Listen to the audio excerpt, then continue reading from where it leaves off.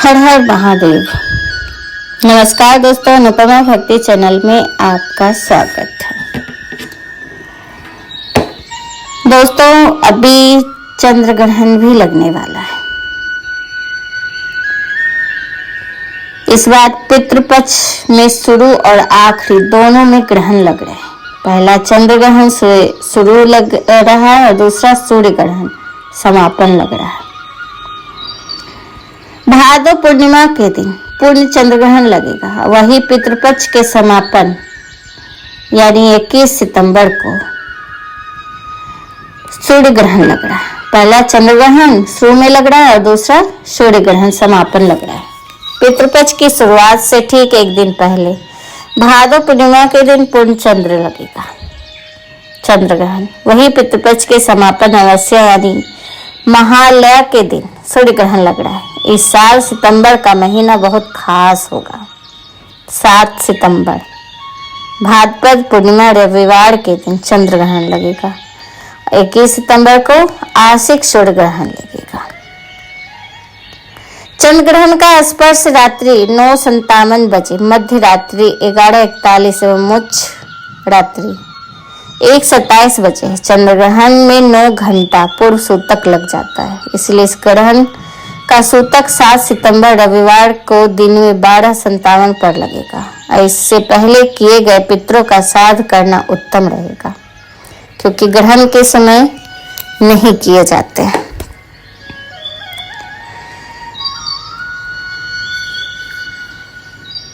सत्ताईस पर खत्म होगा। 1:27 पर चंद्र ग्रहण खत्म होगा। मंदिर का पट 8 सितंबर 2025 को सोमवार के दिन साफ सफाई के बाद सुबह में खोला जाएगा, क्योंकि जब ग्रहण लगती है तो सारी मंदिरें बंद कर दी जाती है। तो चंद्र ग्रहण कहाँ कहाँ दिखेगा, इसके बारे में भी थोड़ा जान लें। अंटार्कटिका, पश्चिम प्रशांत महासागर, ऑस्ट्रेलिया, एशिया, हिंद महासागर, यूरोप, पूर्वी अटलांटिका महासागर में देखा जाएगा। भारत की बात करें तो भारत में उत्तर भारत में 7 सितंबर को चंद्र ग्रहण दिल्ली, लखनऊ, चंडीगढ़, जयपुर में दिखाई देगा। वही पश्चिम भारत में ग्रहण मुंबई, अहमदाबाद, पुणे में अपूर्ण ग्रहण दिखेगा। दक्षिण की बात करें तो चेन्नई, बेंगलुरु, हैदराबाद और कोची में ग्रहण दिखेगा। मध्य भारत में भोपाल, नागपुर, रायपुर में ग्रहण दिखेगा और पूर्वी भारत में कोलकाता, भुवनेश्वर, गुवाहाटी में पूर्ण चंद्र ग्रहण देखा जा सकता है। वही 21 सितंबर को सूर्य ग्रहण की शुरुआत सुबह 10:49 बजे से होगी और सूर्य ग्रहण भारत में ही नहीं दिखेगा। इसका धार्मिक महत्व नहीं माना जाएगा, क्योंकि ये भारत में नहीं दिखेगा। इसलिए सूर्य ग्रहण को लेकर सूतक आदि का नियम नहीं माना जाएगा, सिर्फ चंद्र ग्रहण का, क्योंकि जो ग्रहण जिस देश में दिखता है ना तभी मानते हैं। और हमारे देश में सूर्य ग्रहण नहीं दिख रहा है, इसलिए कोई सूतक या कुछ नहीं माना जाएगा। वैसे तो चंद्र ग्रहण एक प्रतिक्रिया है, पर कहते हैं कि गर्भवती महिलाओं के लिए ये बहुत ही हानिकारक होता है। उस समय गर्भवती महिलाएं को विशेष ध्यान रखनी होती है अपने ऊपर।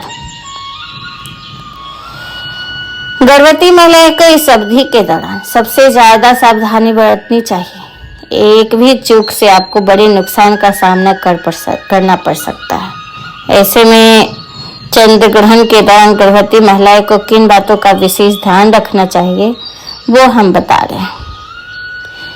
कहते हैं कि गर्भवती महिलाएं को ग्रहण काल में चाहे चंद्र ग्रहण हो या सूर्य ग्रहण नुकीली वस्तु जैसे कैंची, सुई, चाकू आदि का प्रयोग नहीं करना चाहिए। कितनी होती है ना महिलाएं कि चंद्र ग्रहण है तो है वो सब्जी काटने लगती हैं या कुछ कपड़े बैठे बैठे सिलने लगती है, तो ऐसी चीजों को उन्हें स्पर्श भी नहीं करना चाहिए।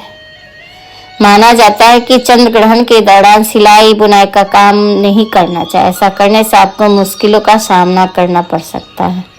साथ ही गर्भवती महिलाओं को पेट पर गेरू अवश्य लगा देना चाहिए, उससे बच्चे की सुरक्षा हो जाती है। चंद्र ग्रहण अगर लगता है तो कहते हैं कि गर्भवती महिलाओं को घर से बाहर भी नहीं निकलना चाहिए।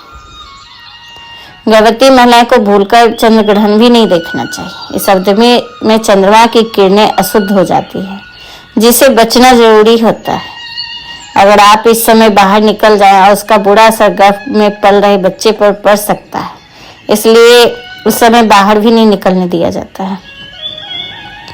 गर्भवती महिलाओं को न भोजन पकाना चाहिए, कोई भी काम नहीं करना चाहिए, उस ग्रहण से बचना चाहिए। सर्दी में ग्रहण की अशुद्ध किरणों से भोजन दूषित हो जाता है, इसीलिए ऐसे समय न भोजन करें न पानी पिए। पर जो बीमार है, जो बर्दाश्त नहीं कर सकते हैं या छोटा बच्चा है, तो उन लोग को तो देना ही चाहिए, देना पड़ता है। तो इसके लिए क्या करें कि आप जब ग्रहण लगे उसके पहले तुलसी के पत्ते तोड़ लें और जितने भी खाने की पकी हुई सामग्री है सब में तुलसी का पत्ता डाल दें और फिर वो चीज उपयोग में लाए।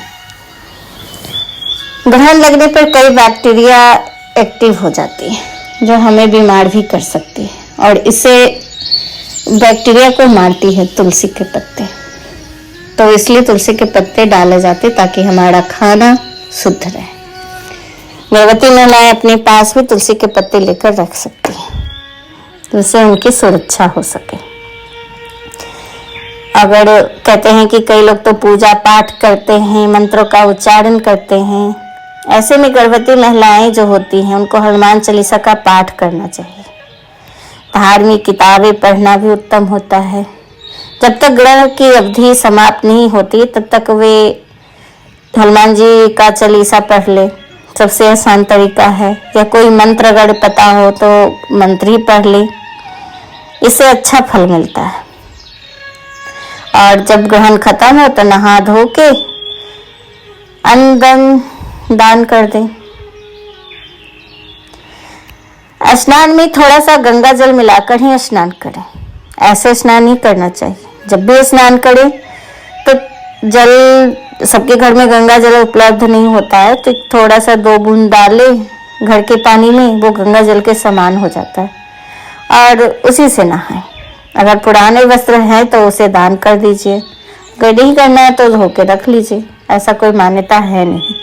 पर अन्न दान करना चाहिए। कहते हैं जो आप पे ग्रह लगे वो दान हो गया, किसी और के ऊपर चला गया, इसलिए मंदिर में जाकर दान जरूर कर देना चाहिए। कोशिश कीजिए कि चंद्र ग्रहण के दौरान सोना नहीं चाहिए। अगर सोए तो किसी के साथ, क्योंकि इसमें डरावने सपने आने की संभावना बढ़ जाती है, नकारात्मक ऊर्जा बढ़ जाती है। इसलिए महिलाओं को इस दौरान विशेष ध्यान रखना चाहिए। चंद्र ग्रहण तो नहीं देखना चाहिए, और जो गर्भवती महिलाएं उनको अकेला कभी न छोड़े, हमेशा उनके साथ रहे। ग्रहण के दौरान हमें शौचालय आदि से भी नहीं जाना चाहिए, पर जो बीमार हैं, जो रोक नहीं सकते हैं, उनके लिए सब माफ है, वो सब कर सकते हैं। चंद्र ग्रहण तब लगता है वैज्ञानिक दृष्टि से कि जब पृथ्वी, सूर्य और चंद्रमा के बीच आ जाती है, जिससे पृथ्वी की छाया चंद्रमा पर पड़ती है और उससे काला या लाल रंग का कर देती है। यह खगोलीय घटना पूर्णिमा के दिन होता है, जब सूर्य, पृथ्वी और चंद्रमा एक सीधी रेखा में होते हैं। पृथ्वी का वायुमंडल सूर्य के प्रकाश को छानता है, जिससे कुछ लाल रोशनी चंद्रमा तक पहुंच जाती है, और ग्रहण के दौरान चंद्रमा लाल या नारंगी का रंग दिखाई देता है, जिसे ब्लड मून भी कहते हैं। चंद्र ग्रहण तभी होता है जब पृथ्वी, सूर्य और चंद्रमा के ठीक बीच में आ जाती है। पृथ्वी की छाया चंद्रमा की सतह पर पड़ जाती है। पृथ्वी का वायुमंडल सूर्य के प्रकाश को बिखेर देता है। नीला प्रकाश वायुमंडल में अधिक बिखर जाता है, लेकिन लाल रोशनी वायुमंडल से होकर गुजरती है और चंद्रमा तक पहुंचती है, जिससे चंद्रमा लाल या नारंगी दिखाई नहीं देने लगता है। और ये हमेशा पूर्णिमा की रात को ही होता है। जब चंद्रमा पूरी तरह से पृथ्वी की छाया में आ जाता है तभी चंद्र ग्रहण लगता है।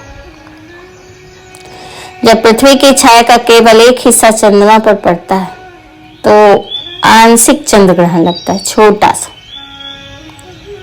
अगर पौराणिक कथा का माने तो समुद्र मंथन के दौरान जब देवों और दानवों के साथ अमृत पान के लिए विवाद हुआ तो इसको सुलझाने के लिए मोहिनी एकादशी के दिन भगवान विष्णु ने मोहिनी रूप धारण किया। और जब भगवान विष्णु ने देवताओं और असुरों को अलग अलग बिठा दिया, लेकिन असुर छल से देवताओं की लाइन में आकर बैठ गए और अमृत पान कर लिया। देवों की लाइन में बैठे चंद्रमा और सूर्य ने राहु को ऐसे करते हुए देख लिया था। इस बात की जानकारी उन्होंने भगवान विष्णु को दी, जिसके बाद विष्णु ने अपने सुदर्शन चक्र से राहु का सिर धड़ से अलग कर दिया। लेकिन राहु ने अमृत पान किया हुआ था और उसके मुंह में ही था, उसने पूरा नहीं पी पाया था, कंठ के नीचे नहीं ले जा सका था, जिसके कारण उनकी मृत्यु तो नहीं हुई। उसका शरीर तो मरे, उनका सिर वाला भाग राहु और धड़ वाला भाग केतु के नाम से जाना गया। इसी कारण राहु और केतु सूर्य और चंद्रमा को अपना शत्रु मानते हैं और पूर्णिमा के दिन चंद्रमा को ग्रस लेते हैं, इसलिए चंद्र ग्रहण होता है। वैसे तो इसे खगोल विज्ञान के अनुसार जब पृथ्वी चंद्रमा और सूर्य के बीच आती है तो चंद्र ग्रहण लगता है, पर स्कंद पुराण के अवंदित खंड के अनुसार उज्जैन राहु और केतु की जन्मभूमि, सूर्य और चंद्रमा को ग्रहण का दंश देने वाले ये दोनों छाया ग्रह उज्जैन में ही जन्मे थे। कथा के अनुसार समुद्र मंथन से निकले अमृत का वितरण महाकाल वन में हुआ था और भगवान विष्णु ने यहीं पर मोहिनी रूप धारण कर देवताओं और अमृत पान कराया था। इसी दौरान श्री राक्षसों ने देवताओं का रूप धारण कर अमृत पान कर लिया था, तब विष्णु ने उनका सिर अलग कर दिया था। राहु और केतु को ज्योतिषी में छाया ग्रह कहा जाता है। ये दोनों एक ही राक्षस के शरीर से जन्मे। राक्षस के सिर वाला भाग राहु कहलाता है, जबकि धड़ वाला केतु। ये बहुत ही खतरनाक होते हैं। ये सर्वभानु नाम का दैत्य था। उसे आभास हुआ कि मोहिनी रूप दिखाकर दैत्यों को छला जा रहा है। ऐसे में ही उसने देवताओं का रूप धारण कर चुपके से सूर्य चंद्रमा देव के पास जाकर बैठ गया था और वो अमृत पान किया था। कुछ कथाओं में बताता है कि ब्रह्मा जी ने सिर को एक सर्प के शरीर से जोड़ दिया, वही शरीर ही राहु कहलाता है, और से धड़ को सर्प के सिर से जोड़ दिए तो केतु कहलाया। सूर्य और चंद्रमा के कारण ही उनको ये दंड मिला था, इसीलिए वो जब भी मौका मिलता है ना उनको ग्रस लेते हैं और यही ग्रहण का कारण बनता है। उस समय सभी लोग, धरती के लोग भी दुखी हो जाते हैं। भगवान जब कष्ट में रहेंगे तो आम आदमी भी कष्ट में आ ही जाएंगे। कहते हैं ना कि जब चंद्र ग्रहण लगता है तो भूकंप आने की संभावना बढ़ जाती है। चंद्र ग्रहण को सीधा संबंध भूकंप एवं अन्य प्राकृतिक आपदाओं से माना जाता है। विज्ञान के अनुसार भूकंप टेक्टोनिक प्लेटों के आपस में टकराने के कारण आते हैं तथा भूकंप से ही सुनामी का जन्म होता है। और ज्योतिषी के अनुसार टेक्टोनिक प्लेटें ग्रहों के प्रभाव से खिसकती है और टकराती है। भूकंप की तीव्रता प्लेटों पर पड़ने वाले ग्रहों के प्रभाव पर निर्भर करती है। कुछ ज्योतिषियों का मानना है कि चंद्र ग्रहण के दौरान राहु और केतु का प्रभाव बढ़ता है, जिससे नकारात्मक ऊर्जा संचार होता है। इस वजह से कुछ लोग इसे डर और तबाही से जोड़कर देखते हैं। चंद्र ग्रहण का प्रभाव मस्तिष्क और समुद्र पर ज्यादा दिखने को मिलता है। ऐसा समय में राजनीतिक उथल पुथल भी बढ़ जाएगी और प्रशांत महासागर में समुद्री हलचल भी बढ़ जाएगी। कई देशों में गृह युद्ध के भी आसार है। चंद्र ग्रहण से समुद्र के भीतर भूकंप आते हैं, सूर्य ग्रहण से धरती पर, ऐसा मान्यता है। चंद्र ग्रहण से समुद्र और तटवर्ती क्षेत्रों में आपदा आती है और सूर्य ग्रहण से धरती पर राजनीतिक उथल पुथल मच जाती है। तो देखते हैं इस बार क्या होता है, भूकंप आते हैं या नहीं आते हैं। राजनीतिक उथल पुथल तो चल ही रही है, क्या होगा नहीं होगा। तो आपका ये वीडियो कैसी लगी हमें ज़रूर बताइएगा। अगर ये वीडियो सुनने में अच्छी लगी तो प्लीज़ हमें सब्सक्राइब कीजिए, लाइक कीजिए और मेरी वीडियो सुनने के लिए आपको बहुत बहुत धन्यवाद। नमस्कार।